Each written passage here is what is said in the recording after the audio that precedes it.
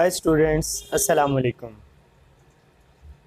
आज का हमारा टॉपिक है राइबोसोम। तो चलते हैं आज के टॉपिक की तरफ। सबसे पहले हम इसकी डिस्कवरी की बात करेंगे। तो जो राइबोसोम्स हैं, पैलिड ने इन्हें डिस्कवर किया 1953 में, ये डिस्कवर हुए। राइबोसोम्स एक सेल ऑर्गेनेली है जो मिन्यूट ग्रेन लाइक स्ट्रक्चर्स हैं। सेल में हमें छोटे छोटे ग्रेन लाइक स्ट्रक्चर नज़र आते हैं। वो दरअसल क्या है? राइबोसोम्स हैं।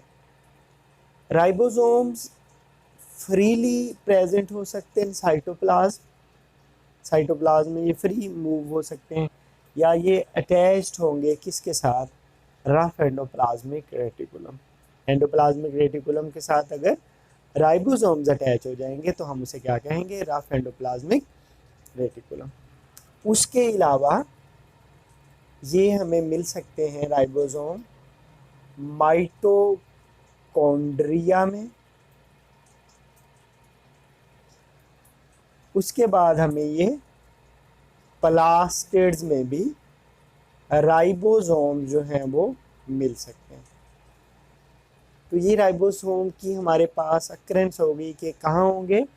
Freely in cytoplasm, attach to ER या माइटोकॉन्ड्रिया और प्लास्टिड्स। माइटोकॉन्ड्रिया और प्लास्टिड्स के पास अपना डीएनए भी है और राइबोसोम्स भी हैं। इसका मतलब उनकी अपनी बायोसिंथेटिक मशीनरी है। तो जिस ऑर्गेनेली के पास अपनी बायोसिंथेटिक मशीनरी होगी, वो अपनी प्रोटीन की सिंथेसिस कर सकेगा, उन्हें हम सेल्फ रेप्लिकेटिंग ऑर्गेनेली कहते हैं। तो हमारे पास माइटोकॉन्ड्रिया और प्लास्टिड्स क्या हैं? ये हैं सेल्फ रेप्लिकेटिंग ऑर्गेनेलीज। तो स्टूडेंट्स, अब हम स्ट्रक्चर की बात करेंगे कि राइबोसोम का स्ट्रक्चर कैसा है। तो ये स्फेरिकल पार्टिकल्स हैं, मिन्यूट पार्टिकल्स हैं और स्फेरिकल हैं। 23 नैनोमीटर इनका डायामीटर है, लेंथ है, डायामीटर है, साइज है 23 नैनोमीटर। उसके बाद इनकी वेट की बात करें, 4.0 मेगा डाल्टन। 4.0 मेगा डाल्टन इनका वेट है। उसके बाद हम बात करते हैं, ये दो स्ट्रक्चर से मिलकर बना है। तो स्ट्रक्चर्स में जाने से पहले हम स्वेडबर्ग यूनिट की बात करते हैं।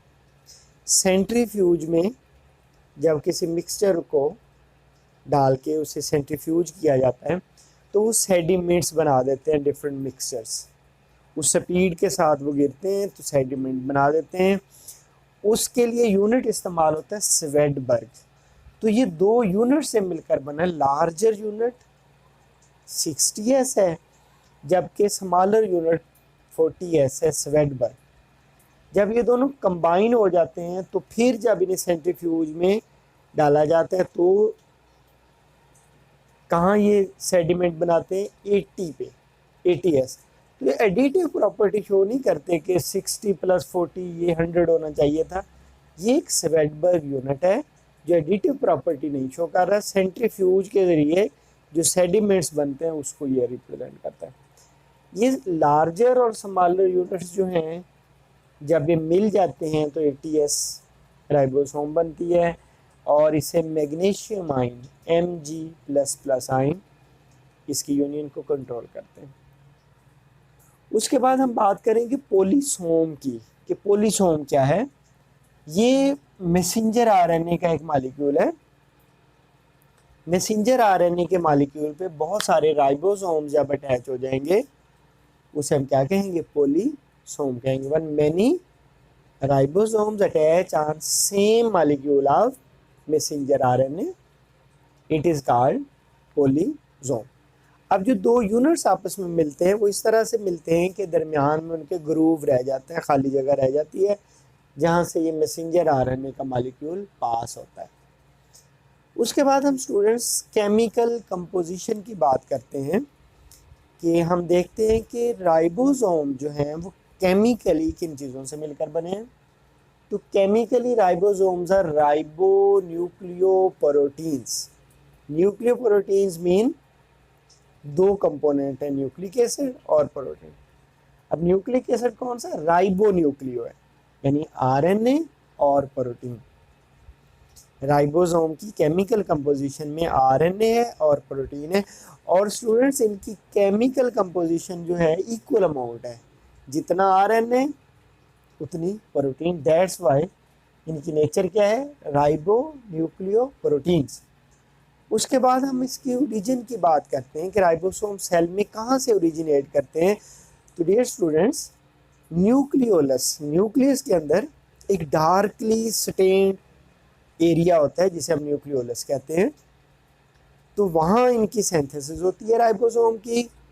सिंथेसिस होने के बाद वो न्यूक्लियस की गिर जो एनवेलप है, जिसे हम न्यूक्लियर एनवेलप कहते हैं, उसमें से जो छोटे पोर्स हैं जिन्हें हम न्यूक्लियर पोर्स कहते हैं, वहाँ से ये पास होते हैं और ये जाके साइटोप्लाज्म में चले जाते हैं।